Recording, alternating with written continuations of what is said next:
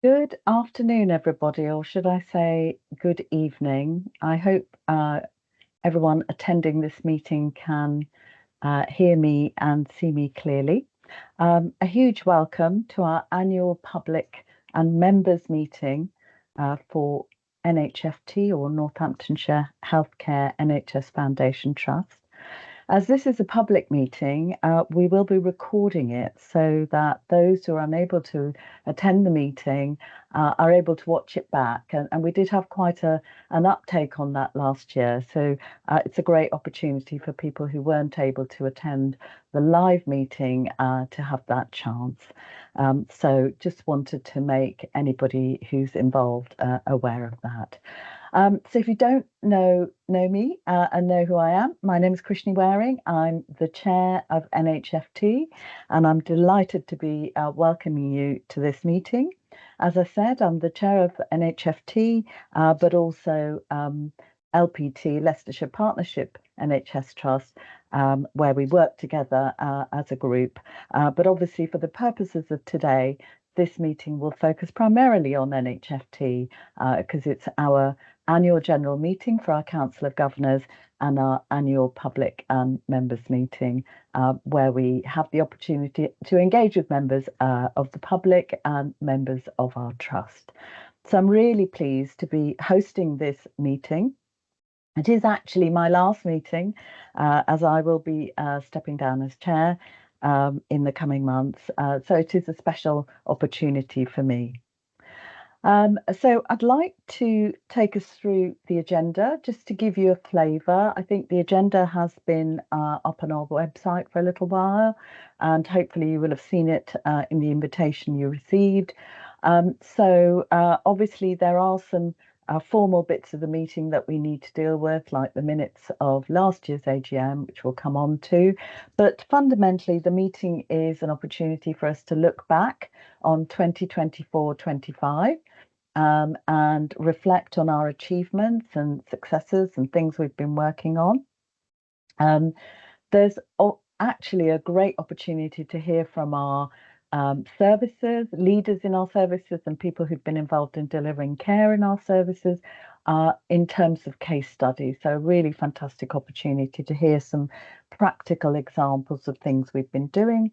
You'll also hear from our Council of Governors, who play an incredibly important role in our governance arrangements for NHFT. So we have a video for you to hear from them. And of course, our core duty is to ensure that members of the public and our governors and members have the opportunity to look at our annual accounts and our report for 2024-25, including hearing from our auditors. So that's the bulk of the agenda today. We will actually also have a question and answer session. Thank you to everybody who's submitted questions already. We'll try and deal with as many as we can, but we look forward to having the opportunity to collect any other questions as we go through the session. So, as this is a formal meeting, as I mentioned earlier, we do have minutes available at the address that you can see on screen. I hope colleagues have looked at those minutes, and if there are any comments, we welcome those. But if there are no comments regarding the minutes, then we will take the opportunity to approve the minutes from last year's AGM. So I'll pause a moment there just to make sure we have the opportunity to receive any comments if we haven't already done so. I will also mention that we are quorate in terms of governor attendees. It's very important that our governors are a part of this meeting as it's part of our accountability to the Council of Governors. So we believe we're quorate, and we'll note that in the minutes for this year's meeting. So if there are no comments regarding the 2024 minutes, we will confirm that we approve those minutes. So thank you very much. I've mentioned already that there is an opportunity to submit questions. We'll do our best to answer them through the course of the session later. And please feel free to add them as we go. So if you think of something as we're going through the presentations, then please do add them to the Q&A section of the menu, and we will look at those, and if we feel we can answer them, we will pop them, we'll publish them. The only things we would find difficult to answer are questions that might be of an individual nature. So I really just want to discourage people in relation to asking questions that we may not be able to answer around individual cases or patient experiences. But obviously, any general questions we'll do our best to answer. And if we can't answer them we run out of time, then we will make sure we cover those in any subsequent communications. Now, the questions will close after the annual report and accounts have been presented, which is the finance section, and when you've heard from our auditors, but otherwise they will be open throughout this the next period, so that you can ask as many as you'd like. So that's my introduction and welcome. Really delighted to have so many people attending our meeting today, and I'm really pleased to now move on to the session, which is welcoming our CEO, Angela Hillary, to talk about last year, a look back over what we've achieved, and I'm sure we'll reflect on what's coming ahead a little bit as well. Over to you, Angela. Thank you, Krishni, and hello everybody and welcome. My name's Angela Hillary. As Krishni said, I am the Chief Executive of Northamptonshire Healthcare NHS Foundation Trust, and I'm proud to be presenting the key highlights of our year 2024-25.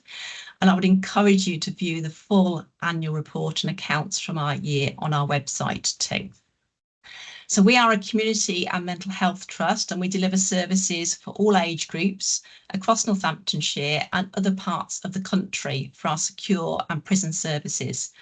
We deliver services within inpatient wards, community settings, GP practices, schools, prisons, and a large amount of our work is within neighbourhoods, including within people's homes. Next slide. In our annual report for 24-25, we reflected on our priorities for the year, and those are on the screen, and these were togetherness, value and compassion. Whilst the year also presented many external challenges, including continuing rising costs, increased demand for services and ongoing changes within the NHS, we've also had many opportunities. We've worked together with colleagues across the county, the region and with a range of stakeholders and partners to develop services which are compassionate and of high quality. As a trust, we recognise we must continue to adapt to remain fit for the future, focusing relentlessly on quality and safety as key priorities, whilst maximising value, innovating and continually improving. Next slide. So togetherness. Now this is about building stronger and improved health and care outcomes for our communities. We continue working together as a group with Leicestershire Partnership Trust, LPT, and this group model allows us to learn and grow together as separate but connected organisations. We continue to strive for excellence together, and we believe that together we can create significant benefits that increase our scope of influence, strengthens our resilience, drives best practice and value for our populations. Our progress leading the East Midlands CAMS collaborative this year has seen improved service user experiences and outcomes. This year has seen wait times, admissions, lengths of stay and inpatient occupancy rates change and improve. We also continue to support LPT's lead provider work with adult eating disorders, which has seen the success of the Waterloo pilot programme for adults with anorexia. We also have our Together Against Racism programme, and it's been a key priority for our group this year, addressing the issues of racism and standing united with our colleagues. This programme was recognised at the Asian Professionals National Alliance NHS Awards. Last year, NHFT once again worked with the Royal and Durngate Theatre to support the BBC's Headfest event. NHFT colleagues delivered important training on suicide awareness and prevention. In addition, I'm pleased to say over 800 staff members from GP surgeries across the county attended our suicide prevention and awareness session. Finally, we recognise the care and dedication of colleagues from across our organisation, NHFT, at our annual Quality Awards ceremony. This event allows us to showcase best practice and share this across the whole organisation. This is an important recognition programme for NHFT, and we are so grateful for our Northamptonshire Health Charity and other corporate sponsors whose support ensures it takes place. By collaborating, we have progressed in 24-25 and looking forwards we can achieve even more with strong partnerships and developments together. Value. Now this focuses on delivering high quality, safe care to improve outcomes whilst delivering efficiency and effectiveness, and of course remaining responsive to local and national challenges and requirements. We have a value in healthcare programme which is driven by 9 core principles, and this has continued to support our ambition to remain financially sustainable whilst delivering safe, high quality care within our local systems. One of our achievements of this programme is a successful and significant reduction in agency usage. We've also focused on innovation. Our innovation fund, also known as Dragon's Den, allows colleagues to pitch innovation ideas and receive funding to implement them in practice. A couple of our examples from this previous year include our physiotherapy symptom checker, which allows people to self-triage their symptoms, the Alive Core project, a device which supports our NSTEP team with antipsychotic monitoring, and the Innovating Vascular Technology project, which supports vascular imaging in our diabetic and high-risk foot service. We know we can see efficiency and value in healthcare by working with partners to focus on prevention and early intervention too. And in April 2024, we launched our iDiscover service, which offers resources and courses which help to support children and young people's growth and well-being.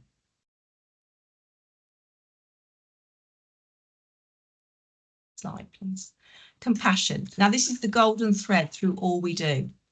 And in 2024, we launched our compassion commitment across NHFT and LPT. And we continue to share case studies and best practices to ensure that our teams are supported, our systems are effective, and our care can remain exemplary. Compassion also sits at the centre of our quality journey. And this year, we supported 26 externally funded clinical research studies, many of which are already contributing to best practice across the NHS. These projects not only reflect our commitment to compassionate evidence-based care, but also support innovation and continuous improvement.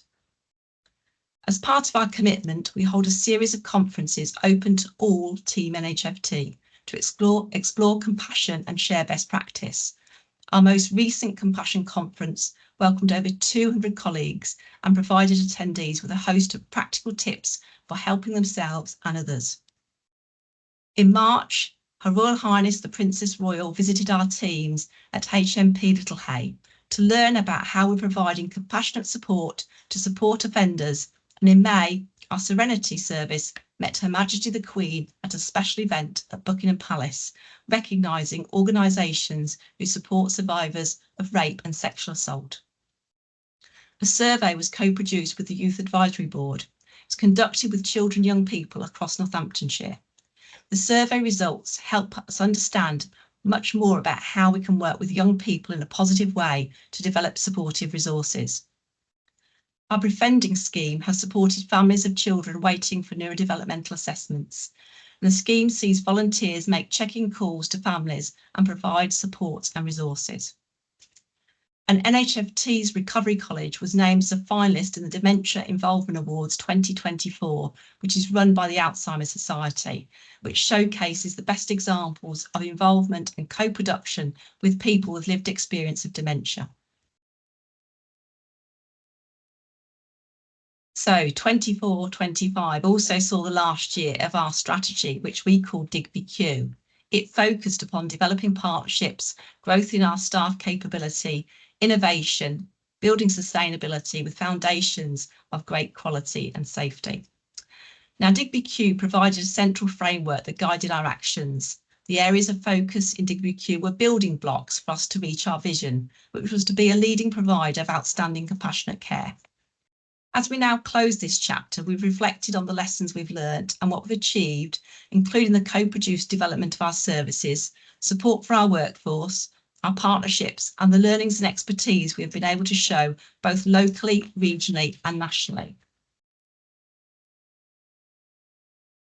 Now, during the year, we worked as Leicestershire Partnership and Northamptonshire Healthcare Associate University Group to develop a new shared strategy, vision and mission. Shaping the strategy required deep engagement and careful consideration of national and local priorities. We listened to and heard from thousands of people, including patients, staff, carers, staff members, board, senior leaders, governors, partner organisations, stakeholders and our community to understand what was important to them. And they shared with us that their top 5 priorities were responding to patients, service users, carers and family needs, providing accessible and inclusive services for all, delivering safe, compassionate care, collaborating with our communities and partners, and listening to, valuing, supporting and caring for our workforce. And based on this, we've developed our new vision, which is Together We Thrive, building compassionate care and wellbeing for all. This describes where we want to be in 2030 and helps us to make decisions.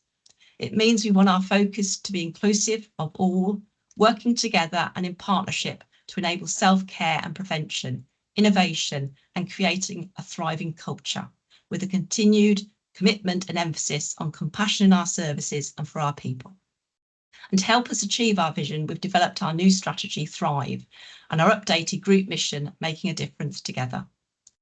This means continuously improving lives with responsive, person-centred and evidence-based care, working in partnership for the benefit of all. Finally, a massive thank you to all of Team NHFT. The difference you are making together every day is having a positive impact on our communities. We also know we cannot do this without the whole community working together. Whether you are a member of our foundation trust, a volunteer, a governor, an involvee, a stakeholder, a service user, carer or staff member, or one of so many other people, we thank you. We could not have achieved and made the improvements without you. And before finishing, I would finally like to say thank you to Krishni, who you've heard is finishing her term as our chair in October. Krishni has made an outstanding contribution to NHFT during her time as chair and has been an inspirational leader. She has led with values and strived to achieve in partnership. As Chief Executive, I want to say thank you on behalf of us all. It's been an amazing journey and you leave us with a clear legacy on which we can build further upon for our populations. Thank you. Thank you so much, Angela. Really kind words, and I will no doubt be saying this many times, but it's been my privilege to work with this organisation as chair for such a long time and to be part of that journey. So I really appreciate those comments. So thank you. Now, just a reminder that if you do have any questions prompted by Angela's presentation, please do add them to the Q&A section of the screen, and we will answer those as soon as we can at the end of the session. We are now going to welcome a case study. So this is really going to be interesting. It's all about keeping people safe. And Angela talked about Thrive, and this is really about trying to sort of illustrate what Thrive looks like in action. So I'm really delighted to welcome Wayne Lawrence, Assistant Director, and Lisa Pearson, Trust-wide Suicide Prevention Lead, who will lead this presentation. Thank you both. Okay, thank you, Krishni. Good evening, everybody. I'm Wayne Lawrence. I'm the Assistant Director for Mental Health Community Pathways, and I'm leading the Trust Clinical Risk Management Project, Keeping People Safe, with Lisa, who will hand over to introduce herself and take us into the first slides. Thank you, Wayne. Good evening, everybody. My name is Lisa Pearson. I'm the Trust-wide Suicide Prevention Lead, and I'm supporting this project in NHFT. Next slide, Matt. So it's really important and to be mindful. So for anybody who's listening at the moment or is going to listen to the recording, throughout this presentation, we use the word suicide. And we really want to just, when we talk about psychological safety, what we're meaning is, I really just want to you to think about where you are at this time, and if it's appropriate for you to listen to this presentation. And if you do, and you feel you've been affected by it at any time, just to reach out for support, whether that be listening now or when you listen to the recording. It's really important that we use the word suicide to break down stigma and ensure we have meaningful conversations, as suicide prevention is everybody's business, but we also know it has an impact. So please look after yourself. Next slide, please, Matt. So to give you some context to why this project has been stood up and what we're doing in NHFT, NICE guidance was published in September 2022 for South Ham. Now, NICE guidance is the National Institute for Health and Care Excellence. It's an evidence-based guidance that offers us best practice and improves our outcomes for patients. It was very clear in this guidance that there was a real shift away when we're thinking about risk assessment and keeping people safe, that we were not to be using tools and scales to predict future suicide. And also there was a real standalone of not using terminology like low, medium and high, or what we would call RAG rating in colours or traffic lights. There was a real push and a real sort of a desire to think more around how we do that personalised care. We meet someone's needs where they are, and how we were looking, and they were considering from an evidence-based way of doing this, is thinking more about risk formulation. So having a collaborative process with somebody, meeting their needs, creating a narrative that would then lead on to something called a safety plan. Now, a safety plan is something that we do collaboratively with someone who is feeling unsafe, and it's very much owned by the person who writes the safety plan, but we actually acknowledge that it's really important that we include a trusted other within that safety plan. And it was a real move away from that standalone risk assessment. Next slide, please. Why are we doing this? So NCISH are the National Confidential Inquiry into Suicide and Safety in Mental Health. They're a governing body, and they produce an annual report every year. And it was becoming very apparent from the research and the reports that were coming through NCISH that actually 80% of patients who went on to die by suicide were rated as low risk. And it was really demonstrating that tools have a poor predictive value, and we shouldn't be excluding individuals from care and treatment by using the terminology like low, medium and high. We also recognise that in the future death reports that we were receiving, when they looked at them all as a collective, that the most common concern raised in these was around risk assessments. I would also say it's quite important to think about the fact that we're moving away from using the word risk and moving more to using the word safety. Next slide. So just recently, in April, Staying Safe from Suicide guidance from NHS England was produced. This was really to back up and to continue the work that was going on around the NICE guidance. Again, it was very clear about the low risk paradox, and we should not be using low, medium and high, or even no risk of suicide.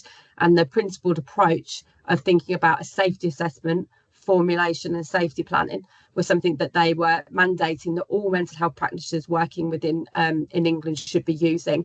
There was lots of outcomes and indicators of things that we needed to achieve as a trust from this actual guidance, but we'd already been working on this for a long period of time, and we found that actually we were meeting the guidance.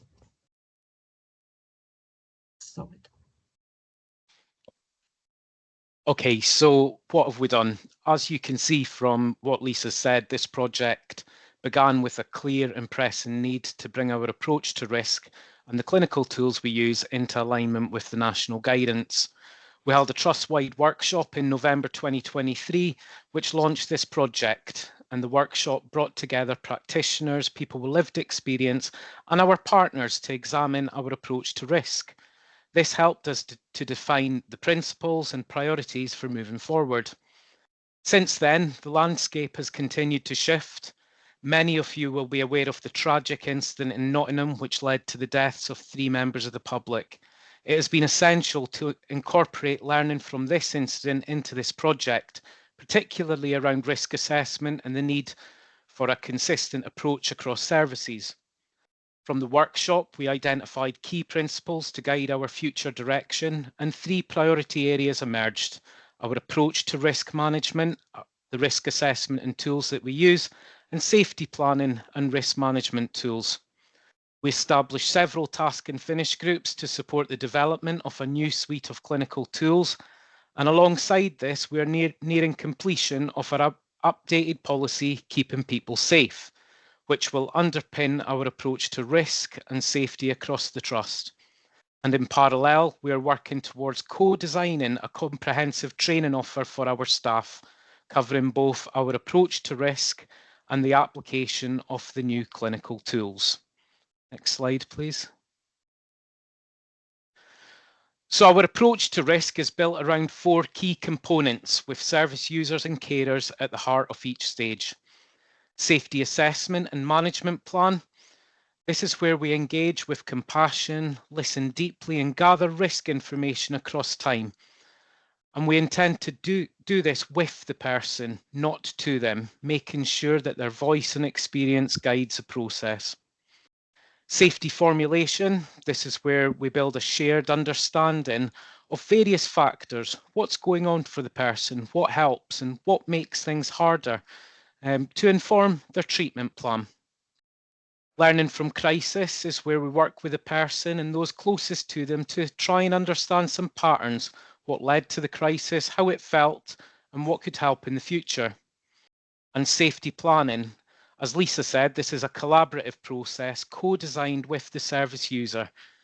It's about preparing for future changes in their safety and making sure the plan is reviewed and meaningful. Next slide, please. So this is what our approach looks like in the clinical record in System 1. What we've done is we've built the record around those 4 key components from the previous slide. To support this, we've commissioned new functionality, visualizations, which do exactly what they say. They make key information clear and easy to interpret in the record. We've embedded our guidance directly into the clinical records so that our practitioners have quick access to the right information to support them in their work. Our tools have been designed which reduces the risk of missing key detail, leading to safer and effective plans to keep people safe. And we've incorporated a range of clinical tools, allowing practitioners to select the most appropriate ones based on the individual needs of each service user.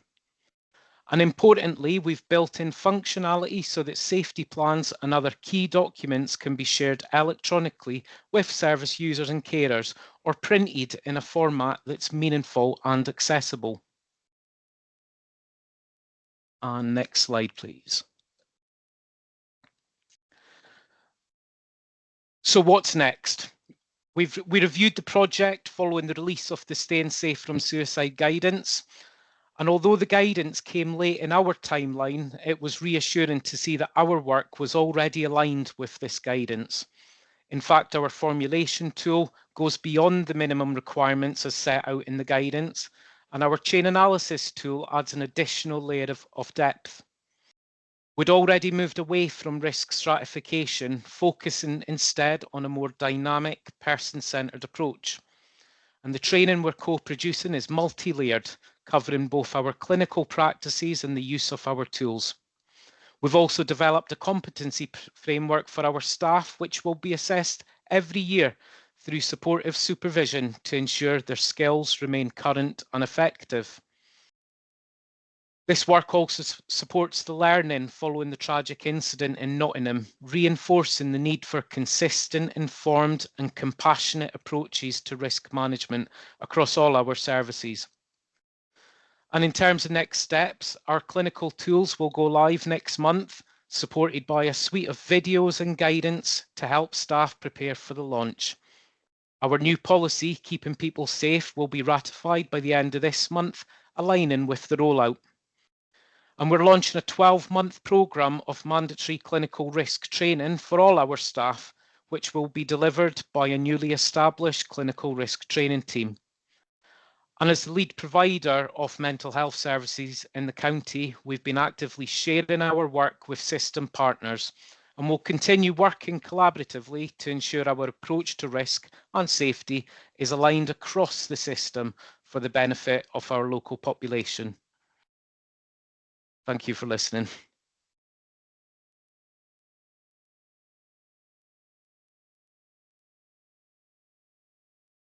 Okay. Thank you. Thank you very much, Wayne and Lisa. Really appreciate that presentation.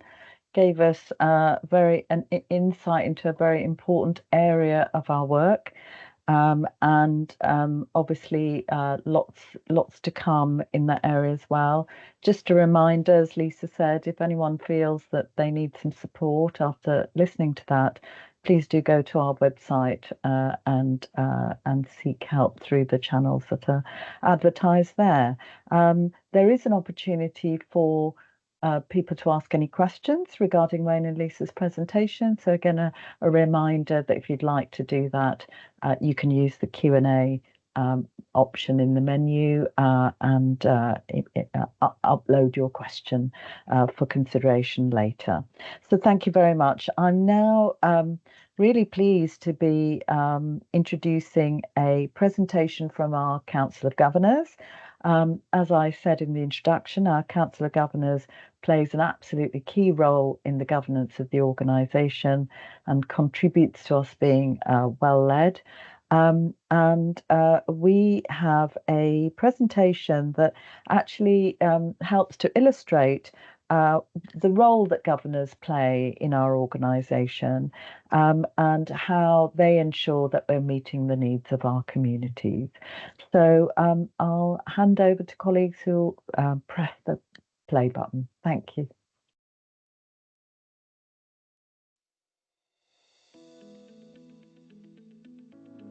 I'm Richard Amponsa. I'm a staff governor, and my day job is Deputy Director of Nursing, Quality and Allied Health Professions. So my name is Pat Marshall, and I'm a patient and carer governor. My name is Monica Maparanyanga. I am Public Governor for Corby and Catering. My name is Pete Spink, and I'm the Public Governor for Northampton.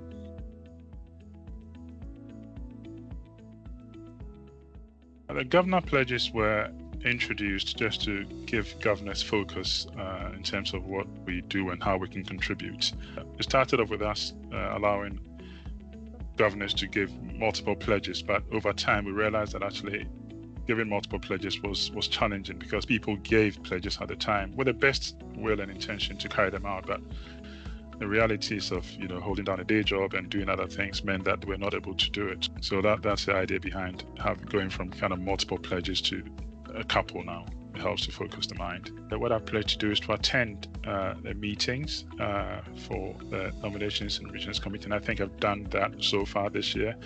And I've also pledged to contribute to the online electronic magazine, which I've also had a chance to do. This year round, we've had 2 pledges, and one of my pledges was to attend the Membership Engagement and Representation Committees, and the other one is the Nominations and Remuneration Committee.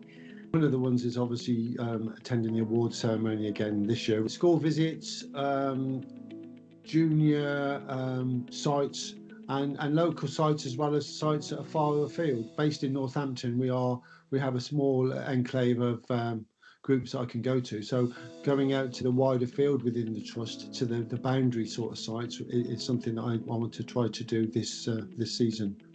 For this year, my pledges have been to attend at least one joint event with the Kettering General Hospital Governors, which I have done.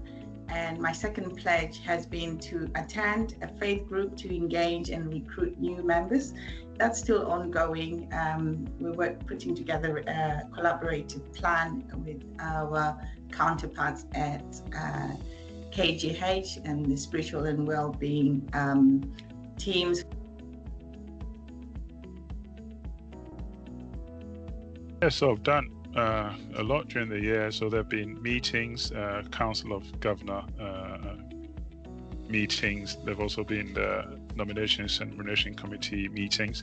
I've had the opportunity to be involved in recruitments and selection of non-executive directors. I've had the opportunity to be involved in appraisals of our NEDs and the chair of our trust.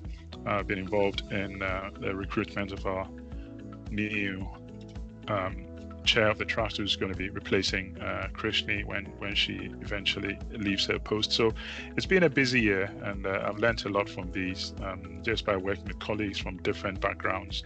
It's helped me to grow personally and professionally. I've attended quite a few meetings, but I also attend a forum called Carers Corner, which I find very useful because that's actually a forum for carers of all types of mental health issues or learning issues. And it's helped because I'm hearing my community. So I'm listening to what they're saying, and then I can take that back as my role as governor into the trust and, perhaps put things in place. Visits to the different sites around the trust I find really rewarding because I get to speak and go along with the NEDs to meet members of staff, and we get real good feedback from what's going on and where we can actually do things to hopefully change the working situation they're in, but also to reward and to also discuss what we've done. And one of the most highlights of my year was during the awards ceremony last November, where I was able to meet members of the team that have all been picked across the trust for being identified for specific great work they're doing within the trust. So throughout the year, I have attended Constitution of Governors meetings. I've had open day sessions for staff and with Leicester and our NHFT counterparts. We've also had staff group meetings together against racism with the NHFT Black and ethnic minority groups.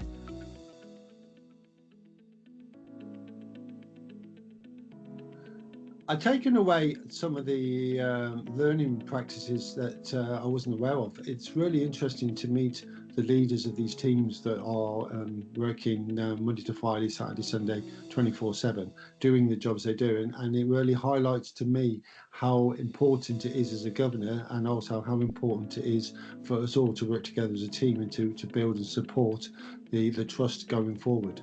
When you look at it from the outside, you just think everything just ticks over. You don't really understand the complex issues that are behind it. So for me, the lessons I've learned is, I think, to stay open-minded. I think it's just underlined for me the importance of collaboration because, as I said, we work with people from diverse backgrounds.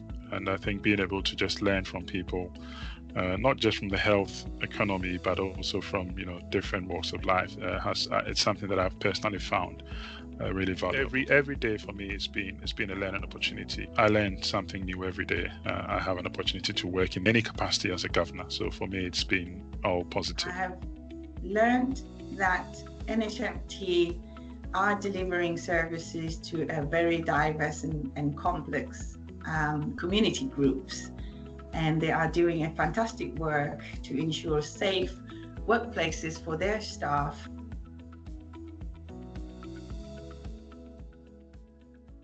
Ask them to think, what is it that you think that you can bring and add value, and how we can achieve the objectives and goals of the trust. At the end of the day, the most important people are our community and effectively the patients and staff.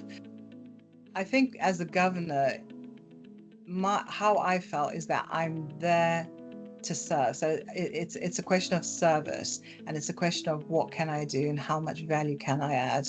I think when I stepped into this position about 12, 14 months ago, I didn't realise how the trust worked, and I didn't really understand a little bit about what valuable work they do within the county.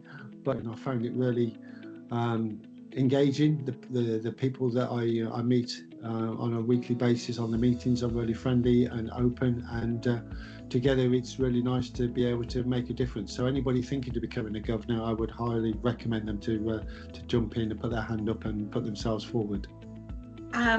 When I first became a governor, this was the first time. My professional background has already prepared me for the role of a governor, so I've just used the experience that I already have from working in the NHS, from working within the community. It's about utilizing the skills and experience that we already have.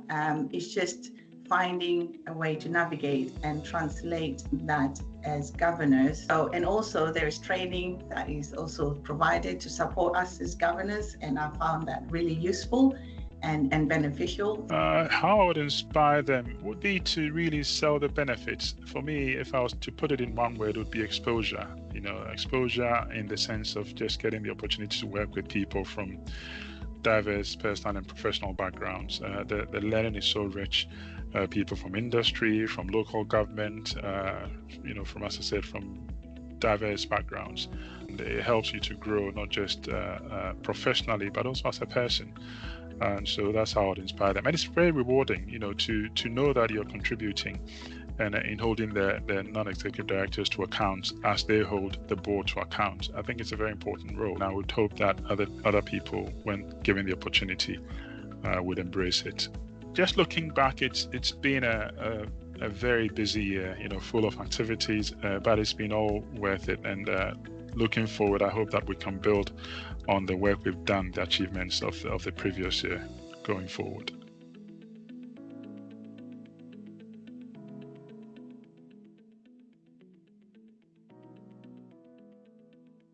Excellent. Thank you very much for that video and all the contributions from our governors to making that up. I hope it illustrated for colleagues who are watching this and maybe members of the public the really important role that governors play on behalf of the trust. They obviously, you know, there were some really fantastic examples of how people connect with the local community and try and hear their views on behalf of the trust, but also how they look to hold us to account as a board for the work that we do and the difference we make. So, you know, and plenty of different ways in which I think governors illustrated how they contribute. So I really would like to take this opportunity to thank all our governors, not just the ones in the video, but everybody who's been a part of the council, who've made such an important difference to our ways of working within the trust. And look forward to your continued support for the trust in the coming months. So thank you very much. Again, if there are any questions arising for people, please do take the opportunity to note them in the Q&A section. We move on now to another case study. So this is the second case study for our meeting today. And you're going to be hearing from Rosemary Cairns, Head of Service for Urgent Community Response, and Sam Stairs, Head of Nursing and AHPs and Adult Community Services. So warm welcome to both of you. And I'm going to hand over to both of them to talk about the fantastic work done by our intermediate care team. So over to you. Thank you. Good evening, everybody. I'm Sam Stairs and I'm Head of Nursing and AHPs for Adult Community Services. And this is... I'm Rosemary Cairns and I'm Head of Service for Urgent Community Response. Thank you. So we're just going to give you a brief introduction to intermediate care and urgent community response. If we could have the next slide, thank you. That would be brilliant. So the purpose of the service is to prevent avoidable admission to hospital and to facilitate early discharge from hospital. We do this by providing a 2-hour rapid response for urgent assessment for people with an acute change in health need who are unable to access healthcare in other settings. We manage an acute health crisis in a person's own home to prevent hospital admission. And we give short-term interventions through an MDT approach to support with the aim of returning people to their baseline health. We also provide a home intravenous IV therapy pathway, which gives IV antibiotics to patients in their own home.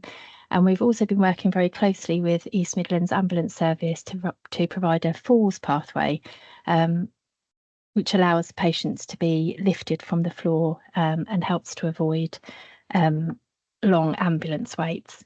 So we're supporting healthy communities by helping patients to stay at home and avoid hospital admissions. Next slide, please. Thank you. So who are our services?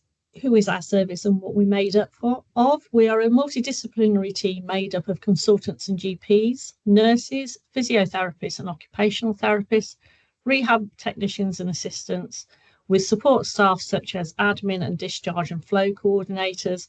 And we also work closely with the Age UK care coordinators.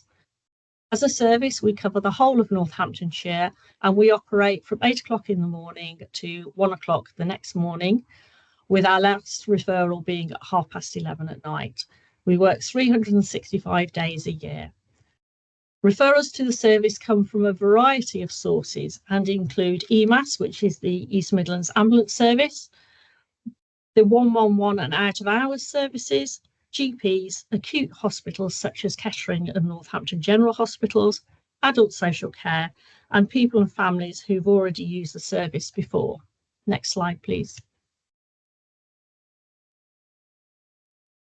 So the service is open to adults who are aged 18 years and above, provided they have appropriate health requirements. So some examples of the reasons why people might access the service would be an exacerbation or acute pain, exacerbations of long-term conditions, infections.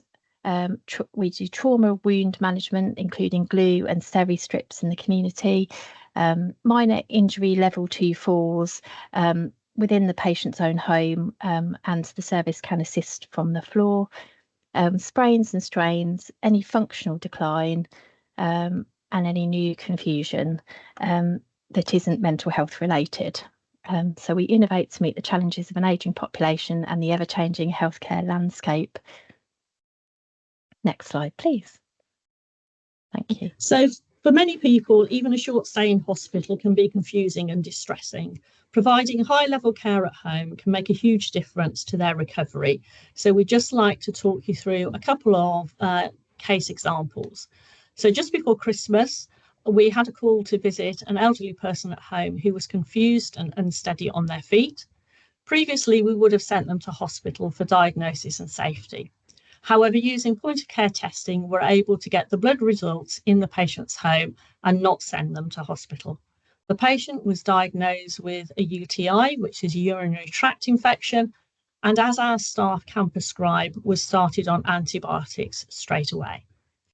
Some extra care from the team was arranged for a short period of time to support the patient to stay at home. I'm pleased to say that the patient stayed safely at home for Christmas and wasn't admitted to hospital.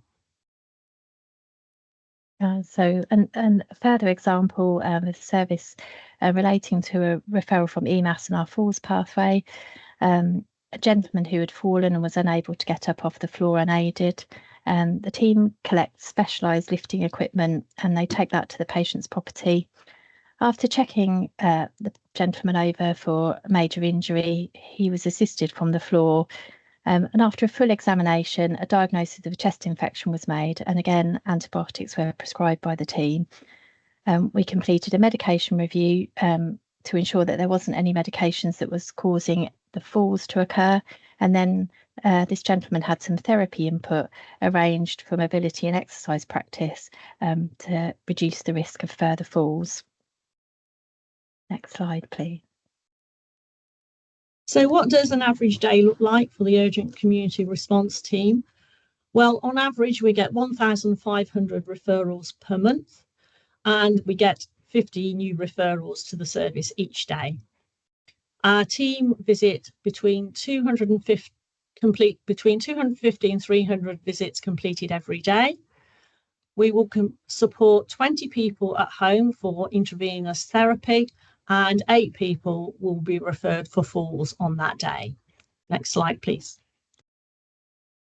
Of all our referrals, 69% of those are for admission avoidance, 29% are to support people after discharge from hospital, and 2% are for other reasons.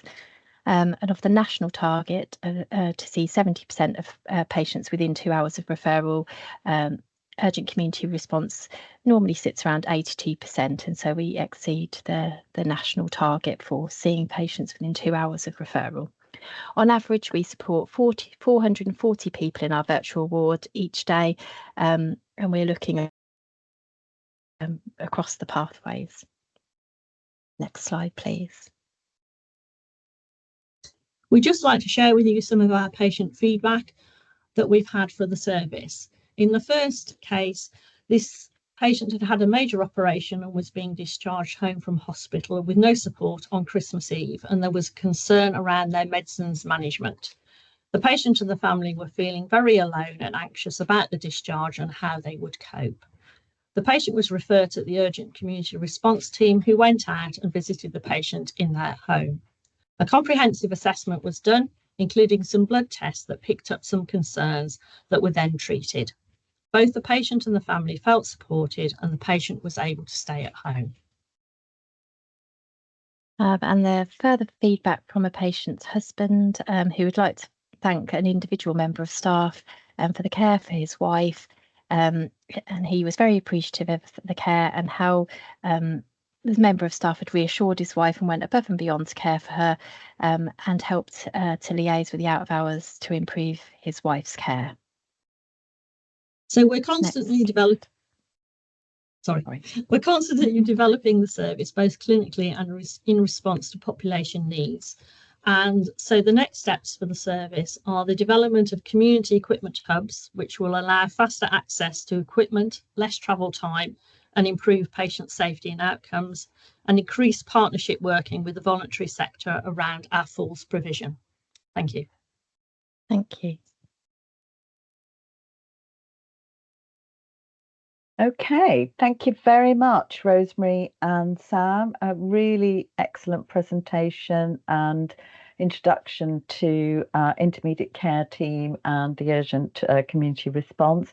Interestingly, I think one of the questions that we received before the event today asked about what joint working collaboration has been achieved with other trusts and partners during the year to ease the pressure on services. And I think there were some really good practical examples of that in the presentation that Rosemary and Sam had delivered. I'm sure we can say a bit more about that later when we come to the Q&A, but I thought that was a really good illustration of how we work with other partners to manage the demands on our services collectively. So I'm really pleased now to introduce the section on our annual report and accounts, which is a key element of our annual meeting. And we have our Chief Finance Officer, Paul Sheldon, who's actually going to talk through our accounts. And then once Paul's finished, we'll be moving on to our auditor. So Paul, over to you. Thanks, Krishni. Good evening, everyone. As Krishni said, I'm Paul Sheldon, the Chief Finance Officer here at NHFT. You'll be pleased to know that I'm not actually going to talk you through the whole of the accounts, but I will just pull out some highlights just so that we can confirm where we ended the financial year. So if we could move on to the next slide, please, Matt. Thank you. So the Trust's revenue income for last financial year was £391 million. We did end the financial year with a healthy cash balance of 30 million.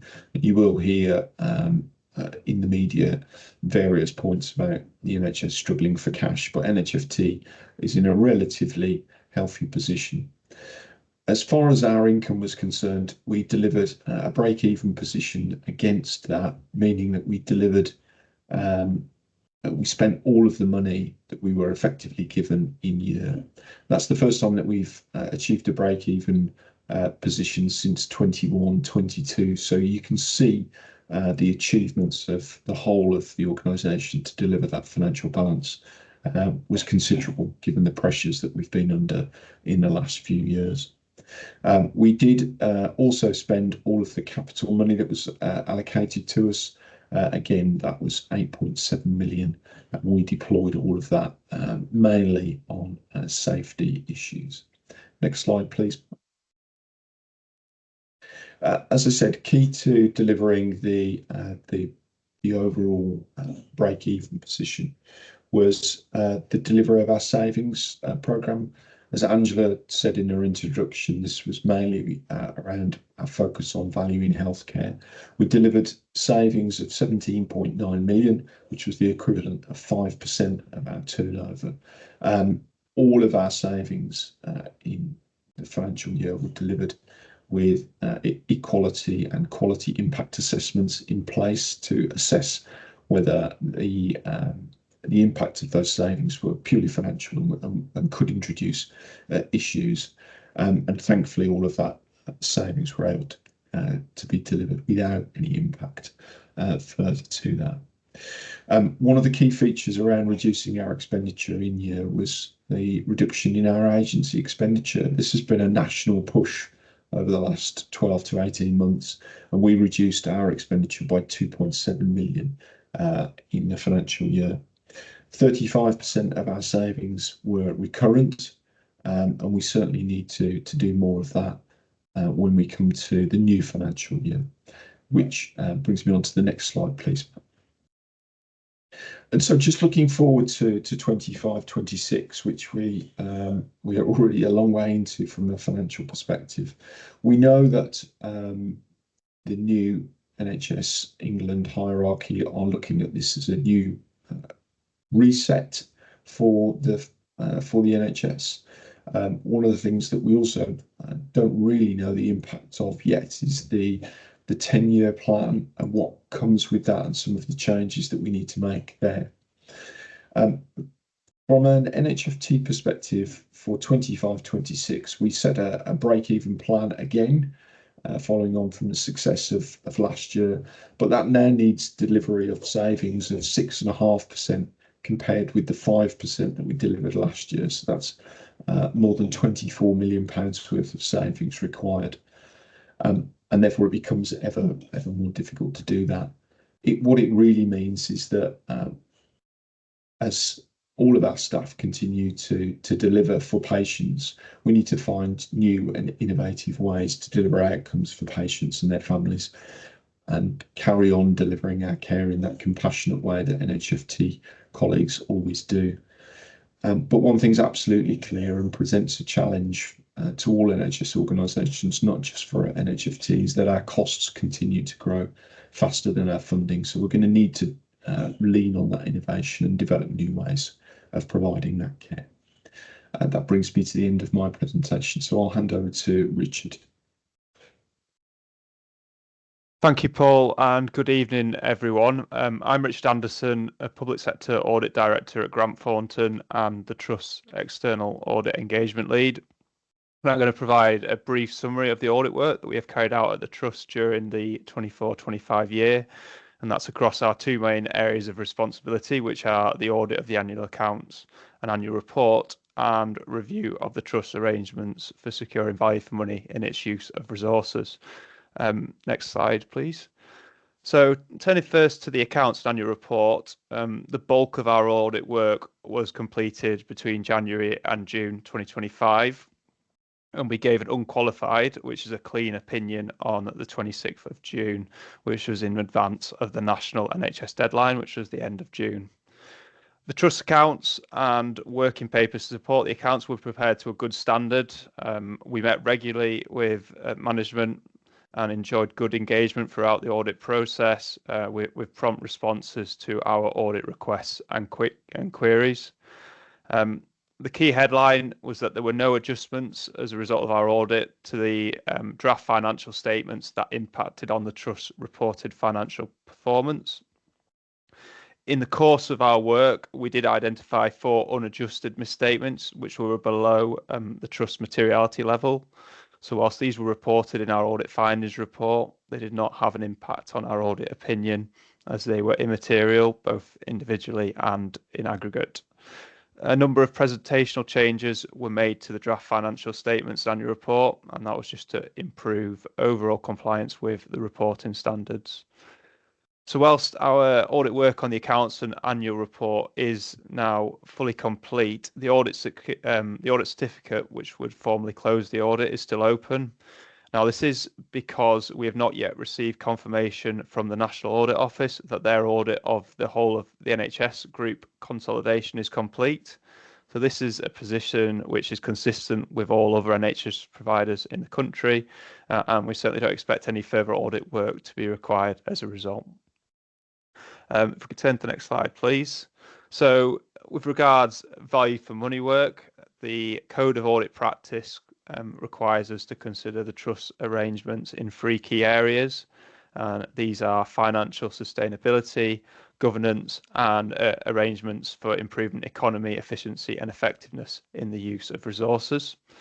So we've completed our review of arrangements in these areas and did not identify any significant weaknesses. So from a value for money perspective as well, this represents a clean opinion. Our work on value for money is risk-based, and we carried out our most detailed procedures this year around financial sustainability, and we did raise 1 improvement recommendation, and this related to the arrangements in place to support delivery of the Trust Significant Value Programme, as alluded to by Paul in the previous item. No further recommendations were raised, and I can also confirm that we did not make use of any of the wider reporting powers that are available to us as the Trust's external auditor. And for completeness, our audit report, which includes the opinion on accounts and value for money, can be found within the Trust annual report and accounts. And just before I'd finish, I'd just like to record my thanks to colleagues at the Trust for their assistance throughout the audit process, and that is acknowledging that there is a significant amount of work for both the Trust and audit teams to deliver to the tight year-end deadlines, as we have done in 24-25. So that's all I wanted to say on the external audit 24-25, and I'll hand back to Krishni. Thank you very much, Richard, and to Paul earlier. I hope that was helpful for colleagues in getting the assurance regarding the approach that the Trust has taken in terms of its financial management. We do have an opportunity to take any final questions from you before the questions close. So if there is anything you want to add to the Q&A, please do so. And we will, I think we're a little bit ahead of time, so there should be plenty of opportunity to respond to those. But certainly want to thank Richard as our external auditor and his team for the great way in which he's worked with us and our finance teams as well. And of course, all the colleagues involved in delivering the positive financial performance that Paul reported for 24-25. Okay, so I think that concludes all the key presentations for our meeting today. We are now able to move on to the question and answer session. And what we've done already, I believe, and I hope you can see them, is publish the questions that we received prior to the meeting. We don't seem to have received anything that I can see that has actually arrived today, but very happy to respond to any new. No, I don't think we have received any questions today, but if you do have any, please do add them in the final moments before we close the Q&A. But very happy to, as I said, respond to the ones that we'd received earlier. Now, you can actually upvote, I think is the technical term, the questions that are shown as published, in case there are any that you feel are particularly important that you'd like to see responded to. And if I don't see any particular upvotes, I'll just work through them and try and bring people in to respond to them as we go. So the first of those, let me read it out just so that you're clear what the questions are that we're addressing. So we'll start with this one. What plans have you got in place to embed the prevention work of the voluntary and community sector into your work plans for 25-26? And I'm pleased to invite David Williams, our Group Director of Strategy and Partnerships, in to respond to that question. Over to you, David. Lovely. Thank you very much, Krishni, and good evening, everybody. Thank you very much for the question. really important for us is about the work that we do with our voluntary and community organisations. Our strategy has a really big focus on healthy communities, and making sure that we can play our role, we can support people. Prevention to live well is a really important part. So as some examples of some of the things that we've been doing, YouthWorks and Service 6 are two voluntary organisations that support young people. They support them all over Northamptonshire, but particularly we're doing work with them in the North Northamptonshire, and they're coming in and helping us at work in schools, and we're linking that to their counselling services and their other support and ways of working things through. We've got something very similar happening down in West Northamptonshire, with Young Minds working together with the council and ourselves to see how we can develop and deliver services together. Mind is a charity that we work really closely with across our work, and they take about 10,000 calls a month through our urgent care and mental health helpline. So they're really involved in supporting stuff. And having an organisation like Mind available to work with us makes us more accessible. Not everybody wants to feel that they're contacting the NHS. They also want to be able to receive signposting and support from others. So that's one of the things that works through there. And just as another example, we work very closely with Age UK, who really help involved in our Ageing Well programme. And that makes a huge, great difference for helping people who've come out of hospitals who might need a little bit of support and connecting things through there. So there's some examples of the things we've been doing this year, we'll continue to take forward. If you've been looking at the NHS 10-year plan, there's a really big focus on neighbourhoods, and we're really pleased and very proud that we would like to be able to help develop this and take it forward. So we think there's an awful lot more that we can do to build community resilience, link the NHS into that work. So you'll hear more about that over the coming months and years. Brilliant. Thank you very much, David. Now I can see that there's a comment from Philip Evans, who's indicated that there's been a question raised that doesn't appear here. So we'll behind the scenes we'll try and locate that question. But Philip, I must apologise that we may not have been able to collect your question. If you do want to raise it again here, then please do tap it in, and we can do our best to respond to it whilst we're still live. If not, we can perhaps follow up after the meeting. So thank you very much, and apologies again. There is another question that I wanted to come to, which was, how will you attempt to make support for carers more available to those who need it? And I'd like to invite Linda Chibutsa, our chief nurse, to come in and respond to that. Linda, over to you, please. Thank you, Krishni. Good evening, everyone. I'm Linda Chibutsa, and I'm chief nurse in Northamptonshire Healthcare Foundation Trust. So I'm really pleased to respond to this question and just say that in NHFT, our journey to work with our carers and provide them support that is accessible to them when they need it, instead of having the support in a crisis, started about 10 years ago. We've made significant progress in this, where we've adopted a holistic approach towards us meeting the needs of the service user as well as the carer, because the carer is there throughout the service user's journey, their experience, and for some professionals, you'll only be involved during a snapshot, during a crisis, or during a recovery phase, unlike the carer who's there throughout. So we've developed our Carers Corner support group.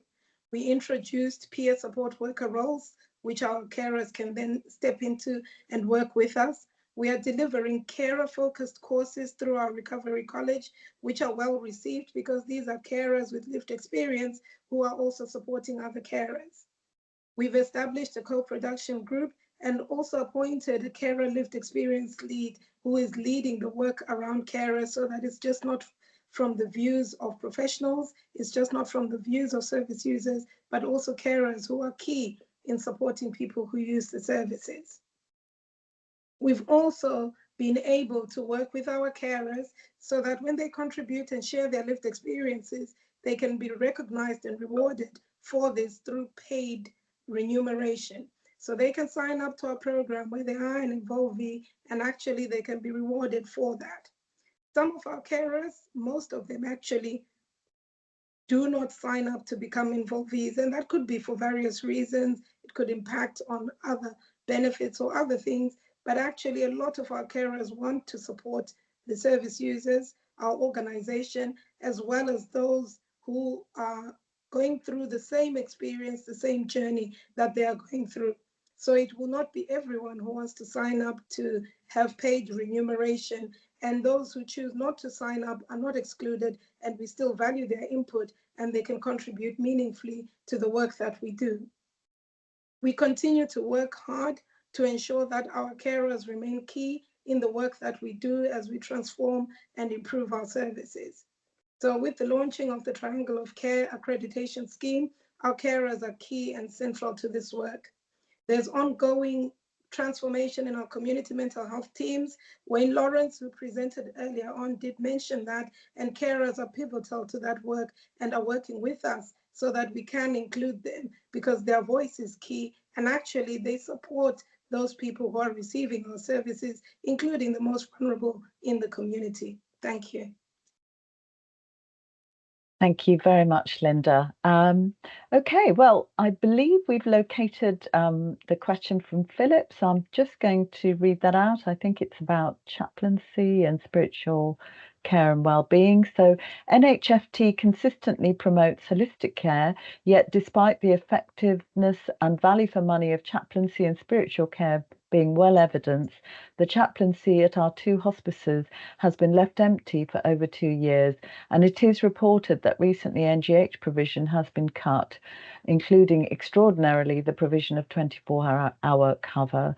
So how, please, can you rectify this as a matter of urgency? So I'd like to bring in Anne Rackham, our Chief Operating Officer, to respond to this, please. Thank you, Anne. Thanks, Krishni, and my name's Anne Rackham, Chief Operating Officer here at NHFT. So as a previous practitioner and operational lead, the value of personalised care and holistic care is, I absolutely get the importance of this. We were really sad to lose our previous chaplain, a big loss to the service. What we want to be thankful for is the input we've had from a number of bank staff who've supported, and also our communities and faith communities around us. But we recognise that is not a sustainable or a full service, comprehensive service that we'd want. So we are looking to recruit into chaplaincy, and I think that's important. We're also looking to maintain options for different faith groups, so that we can keep that diversity that we're really key in for our service users. One of the things I think which kind of relates to the NGH part is we're really keen to also look at how we link with other parts of our spiritual wellbeing team here in NHFT, but also what's happening in the wider system context, because it's important that as people move through their journey across different sectors, that they're getting the holistic care. We've had some interesting conversations with our voluntary sector about some of the, how we include voluntary and faith communities. And that's really important. That comes through in some of our PCREF work, our patient and carer race equality framework work, and our Moving Ahead project, which just looks at reaching out to local communities. So yes, we are looking to recruit, but also looking to keep those links very much into our communities. So we're keeping close to what our populations need, and keeping the overall journey for someone as holistic as we can. Brilliant. Thank you very much, Anne. A question that I think has been voted up, so I'd like to bring David in to respond to this. What plans are there to develop and join up services with GPs in the community to strengthen community services? Thanks, Krishni. Thank you very much for the question. So we've been doing a lot already. We've got a joint partnership working that we have with 360 Care Partnership, which provides and supports our GP practices that are working across Corby, Kettering, Wellingborough and East Northampton area. And there's a lot of connected and joined up working that's going on there. Equally, in the other parts of Northamptonshire, there's some really good work that our community teams are delivering all over the place, working with our integrated neighbourhood teams. People are coming together and driving things forward. But one of the things we've recognised is with the new NHS 10-year plan, we could do even more around neighbourhoods. So colleagues met with primary care in West Northamptonshire over the last couple of months, but as frequently as Friday last week, to sit down and think about how can we do things differently, how we can involve local authorities, social care, children's services and the voluntary and community sector, as well as just ourselves and GPs, to build things forward. So we're going to set up a plan for that. We're going to take it forward and we'll have more information on that over the next few months. Lovely. Thank you very much, David. Okay, next question then. I think this one's for Anne. I would like to ask if there is any focus on the MSK department practice and programme. The view from my personal and social experience is that care continuity with other health departments is weak. This can leave the patient confused and disappointed. Over to you, Anne. Thank you, Krishni. And yes, there's been a tremendous amount of work within this area, within the trust and also external. Following COVID, we saw a real increase in the people coming through for MSK support. Just when a totally unexpected amount of referrals come through. And also what I reflected on in the time when I first came in to this position was that COVID had caused a lot of pathways to separate because we were physically separated and the pressures were in different parts of the system. So there's been a lot of work that's happened, a lot of work around reducing our waits to below 52 weeks, which we've now achieved, which I think is really important to kind of get that wait list into some sort of manageable position. Also within that, we've brought a lot of innovations in and the teams have worked incredibly hard. They've done a lot of quality improvement projects and lots of new things online, on our website, from symptom checkers to how to book appointments to focusing on how we reduce any DNA and make our services really appropriate and pinpointed to what people need. We've also been looking at the wider system. So how do we work with primary care and also our University Hospitals Northamptonshire to get those joins and the pathway smoother for the public. So there's a lot of work that the ICB has been coordinating to bring the pathways together. So we've kind of been linking outwards to try and get those focus on consistency across the pathways, and then also focusing inside on what innovation we could bring so that we can get people to the best part of the pathway as they need it. So that's kind of a bit of a roundup of the work that's been happening at MSK, which has been very much driven by that quality improvement and the clinicians within the team. So that's been excellent. Lovely. Thank you, Anne. Thanks very much. The next question I'd like to get a response to is one for Richard Smith. As a member, what more can we do to get involved? Over to you, Richard. Thanks, Krishni. Good evening, everybody. My name's Richard. I'm the Director of Corporate Governance here at the Trust. For those not familiar with members, it's important to point out that members are a really important mechanism within our governance structure. They hold us to account for the services that we provide as an NHS Foundation Trust to our local community. And actually, unlike many organisations that has a membership offer, ours is totally free. It doesn't cost anything to join as a member of NHFT. I should point people towards our NHFT website. There's a whole lot more information about membership and indeed other ways of getting involved in the Trust. But to address the question more directly, there are several ways in which members can get involved in the work that we do here at NHFT. The first one is actually becoming a governor, and we've got many governors here this evening, as of course our public meeting is also the annual general meeting of our Council of Governors. This enables members as governors to represent people in their constituency on our Council of Governors that has a role in decision making within the organisation. Another way members can get involved is actually by selecting new governors through our annual governor elections campaign, voting for people that they wish to see representing them on the Council of Governors. Alternatively, or in addition, members can provide feedback on our strategy and annual plans. We typically run at least one annual event where we share our thinking around our future plans and invite comment and feedback from members as well. Another way of getting involved as a member is by attending some of the events that we're putting on. We've got a series of member webinars, which are all listed on our public website, again, which are free to attend and often give you insights into some of the specific services that we provide, and indeed offer you the opportunity to ask questions about what we do. And although this is a rare occurrence, members are also invited to vote on major changes to our governance arrangements. So, for instance, if we were to make a material change in the provisions of our constitution concerning governors, but that one is much a rarity. So if membership isn't quite for you, I should point out there's also a range of other involvement opportunities that are available to members of the public, which again are available on our website. These include becoming an involvee, a volunteer, or indeed a peer support worker. So do visit our website to find out more, or drop us an email if you want to have a conversation. Thanks very much.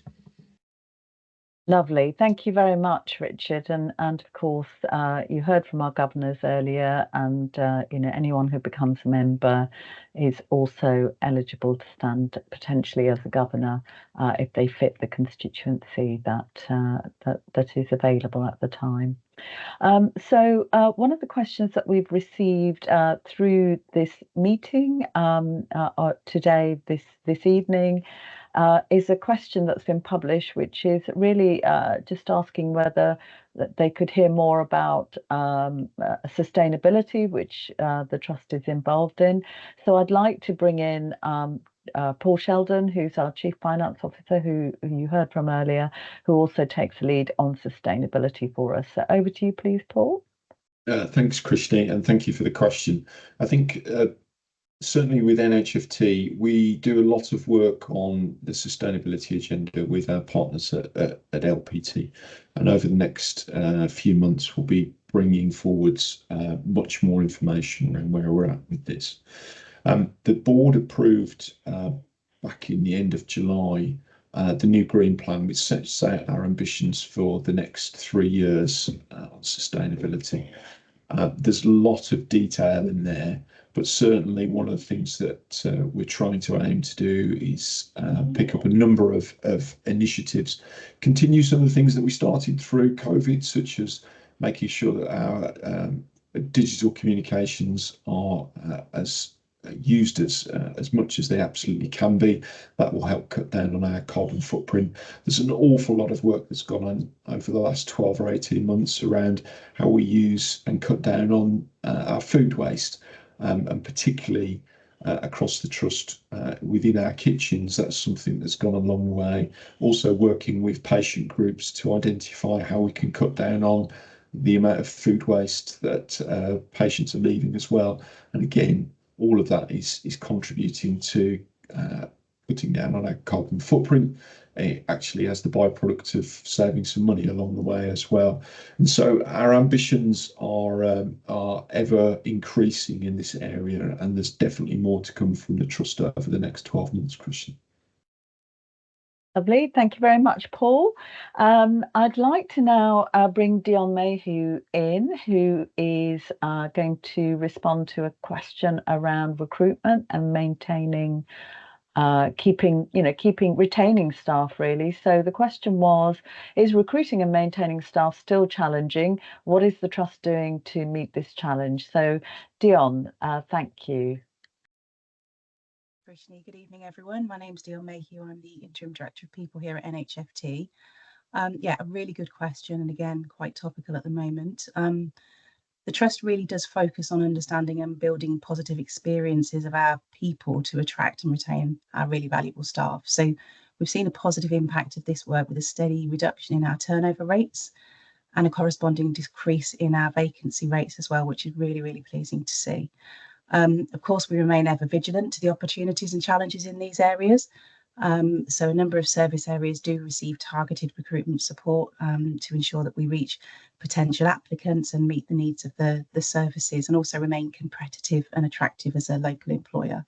So, for example, most recently, we've had some really good success with our local and wider regional campaigns to recruit colleagues for our secured services, and really thinking about what the audience might need in those instances has been really helpful in making sure we reach our communities appropriately. And internally, again, importantly, we keep a spotlight on the working experiences of our people. We listen and work with many colleagues to make sure we're valuing our people and have a focus on their growth and development.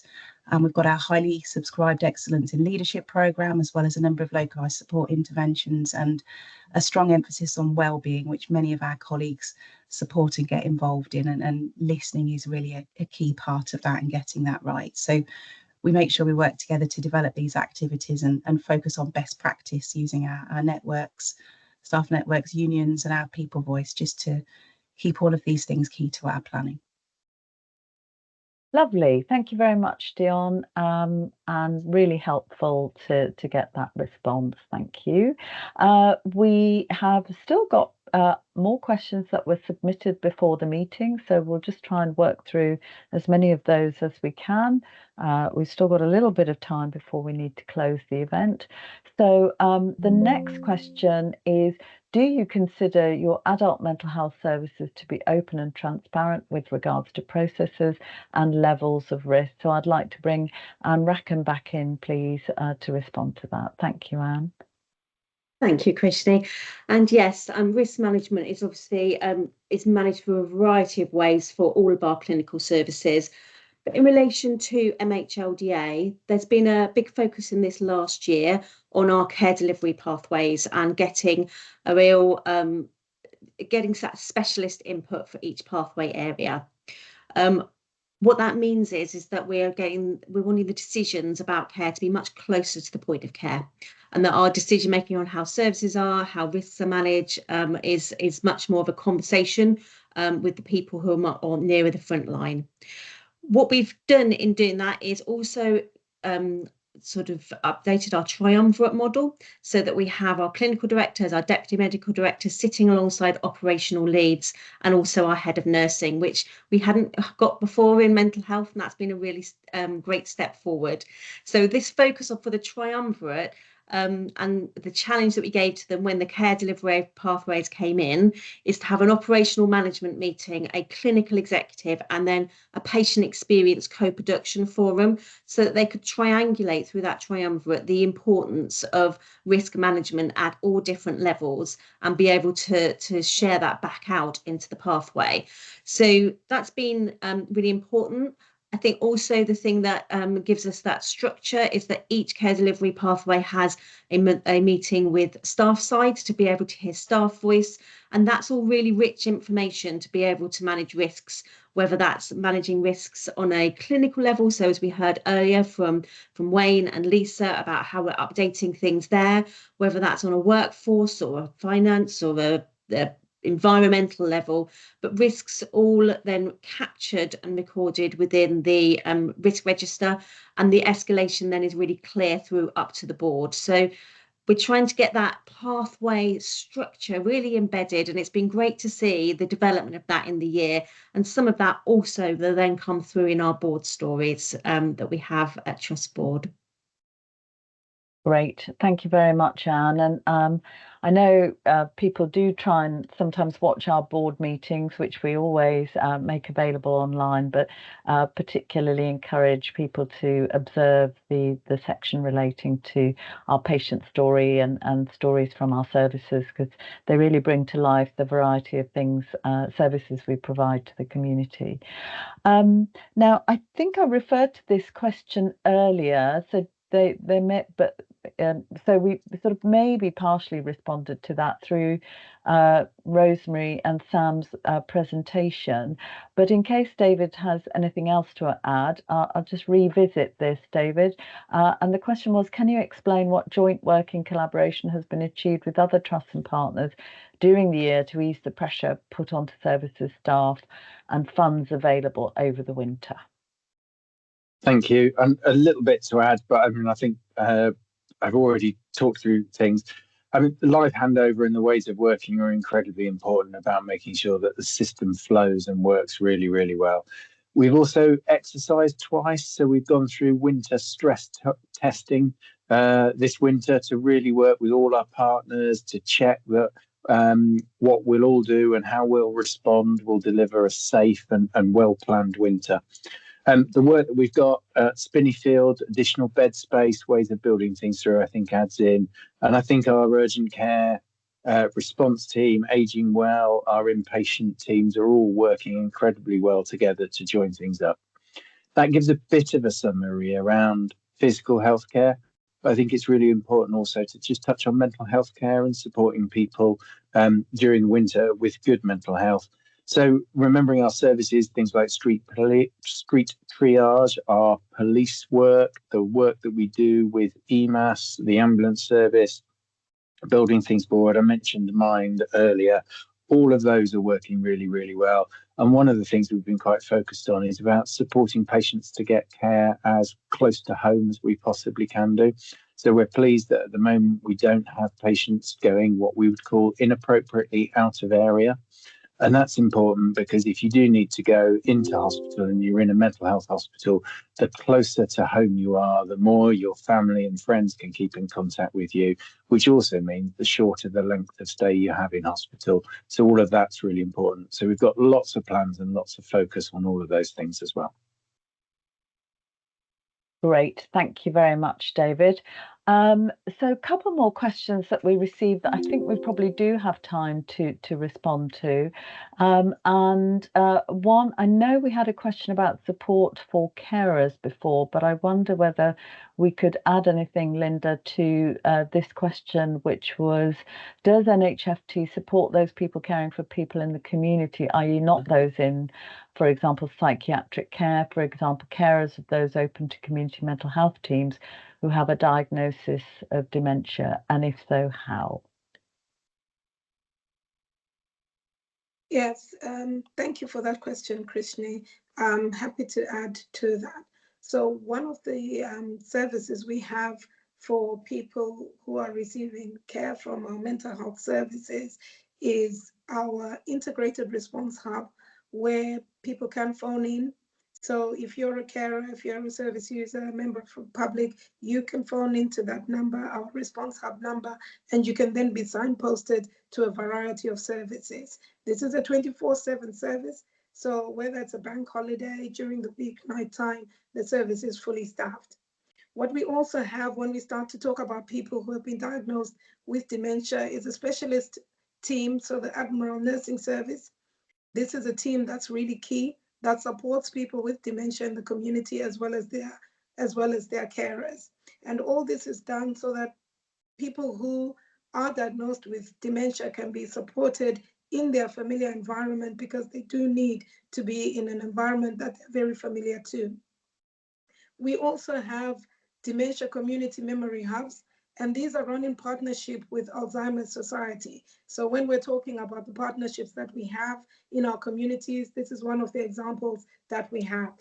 We also know that support can be provided to those who are caring for our service users who are not under our sort of inpatient services through the Recovery College. We've got carers cafes across the county that can be accessed. We also have Northamptonshire talking therapies, which are available to our carers to also access. We do have crisis cafes that will also provide signposting and support. And certainly we have the ongoing work that we do in partnership with Mind, who again can also provide support to our carers. We continue to work to improve support for those who are caring for people who are living with a mental health condition, including dementia. And certainly we will continue to do this work through the development of our carer strategy, through the triangle of care scheme that I've already mentioned, as we work through that, collaborating and in partnership with our carers. Thank you. Thank you very much, Linda. Thank you for adding that to the earlier answer.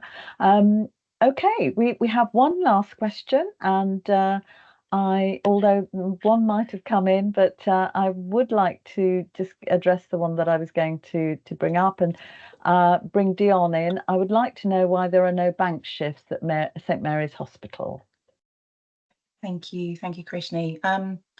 So our bank workers continue to be an essential part of our team and help us to support ongoing requirements for providing safe care and support across our service areas. And of course, our key priority is to maintain safe staffing levels and ensure that patients and carers are fully supported and their needs met. So, there will be occasions where shift availability can fluctuate, and at times there may be some shift reduction in areas depending on need, demand, and short-term workforce gaps. I think importantly, in addition, it's also our responsibility to ensure we provide value in healthcare, and so a focus on using our resources wisely is a core part of our planning and approaches in all areas, and bank being one of those, and the usage of temporary staff. So focusing on all these things helps us reduce our reliance on agency staff, but at the same time better understand service needs, and that short-term staffing requirements can be supported through our bank workers, and we're very much focused on this and focused on understanding this better. So one of our aims is to keep this as a focus to make sure that we have a sustainable workforce for the future, and our bank staff do remain part of this journey.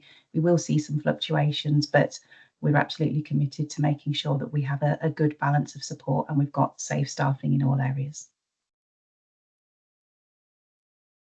Lovely. Thank you very much, Dion. So I swiftly ran over to, not literally, of course, to the Q&A section, but it's a nice piece of feedback rather than a question. So thank you very much for that feedback. Just been commented on that that the evening has been brilliant. So we really appreciate that feedback. Thank you very much. Now, and amazingly, we have covered all the questions and we are right on time as well. So I shall make some closing remarks and bring the meeting to a close. So first of all, thank you to all the people who supported us to put this event together, particularly comms colleagues and our corporate governance team, and of course, all the presenters and our governors for their work in putting this event together. I think the case studies in particular were, I always enjoy hearing them, and they're a great opportunity to get some practical examples of things that they're doing and working on, and that certainly met the bill tonight. As we bring this annual meeting to a close, I want to take a moment really just to reflect on what an honour it has been for me to be the chair of NHFT. I've actually served nearly 9 years as a chair, which I think is the maximum. So they're shoving me out the door now, but not literally. I hasten to add, but I have completed a full period, and it has been a fantastic privilege. Probably, I would say, one of the greatest honours and privileges of my career, really, to be the chair here at NHFT, mainly because of the huge amount of work that dedicated colleagues have done over the years to try and deliver the best care we possibly can, and working with some incredible partners, and of course our governors and people in our community who've worked with us to make sure the services we deliver are meeting their needs. So this meeting marks my final AGM/APMM, as they're called, as chair. But I'm really, really pleased to formally welcome to this meeting Faisal, who you see on screen, Faisal Hussain, who's our interim chair designate. Faisal brings a wealth of experience, insight, and a deep commitment to our values. I know he will continue to lead with compassion, and I look forward to seeing the trust build on its strengths and ambitions in the months ahead. I'm absolutely confident that with the team that you've seen on screen today, and with Faisal in the chair, we will be able to continue the journey that we've been on. So thank you very much. Faisal, I'll give you an opportunity to introduce yourself. Yes, good evening, and thank you, Krishna. I'm Faisal Hussain. It's been a real privilege to join you all this evening and continue to hear all the great things that have been happening at Northamptonshire Healthcare Foundation Trust. And for those of you who don't know me, I have been involved with the trust because we're part of the group family of Leicestershire Partnership Trust with NHFT. So I know a number of the colleagues I've been working with very closely. So it does give me a huge pleasure and privilege to fill the huge legacy that Krishna is leaving at NHFT. And obviously, she's been there nearly 9 years, and over that time has seen tremendous amount of improvement. She's provided excellent leadership, strong governance, and worked really well to promote inclusive cultures in the organisation. And she's done very similarly since she became chair of the across the group at LPT when she joined us in August 23. So I'm really hoping to be able to continue that work. I'm really looking forward to working with our governors as well and our members in NHFT. So I'm really hoping that they will signpost me to all the key areas of interest and things that we need to be working on together and continue the great work that the whole team's done at NHFT. So, and also just for those who I'm now going to be digging really into the deep, dark memory banks. Northamptonshire isn't new to me. I know the patch very well because back in 2000 to 2005, when the county council still existed, I worked at the county council based out at County Hall, right in the centre of Northampton, looking out into the square. So I do know the patch, and I used to travel from the south part of the county right across to the north. So I am familiar with the county as well, but I am looking to refamiliarise myself with the patch and really work with everybody there. So thank you, Krishni. Brilliant. Thank you, Faisal. You're coming home then, so that's great to hear. And I know Faisal is looking forward to working with everybody. And thank you also, Faisal, for your kind words. So as I say, thanks again, everyone, for all your questions as well, which I hope we answered fully for you.